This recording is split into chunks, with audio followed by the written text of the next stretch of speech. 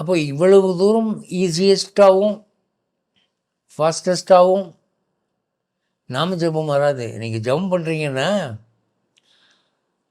அதை தப்பு தவறாக பண்ணுறவங்க உண்டு. தெய்வத்தை தியானித்து ஜெபம் பண்ணுறவனும் இருக்கான். சினிமாக்காரியை நினச்சிக்கிட்டு வாய் மட்டும் நாம ஜெபம் சொல்லிக்கிட்டு இருக்கோம், அப்படி ஆள் உட்காந்துருக்கான். அவனுக்கு ஜெபம் என்பது அவ்வளவு பிரமாதமாக பலிக்க போகிறது இல்லை.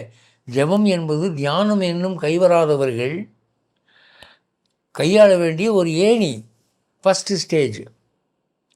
நீ பல பேர் நினச்சிக்கிறா பரவாயில்லையா, வாய் விடாமல் ராமராமான்னு சொல்லிகிட்டு இருக்கோமா, அதுக்கு ஒரு புண்ணியம் உண்டு போ என்று சொல்லி அந்த புண்ணியத்தை சம்பாதிக்க வச்சு அதன் மூலமாக அவர்கள் தியான சக்தியை பெறுவதற்கு அவர்கள் வழிவகுத்தார்கள்.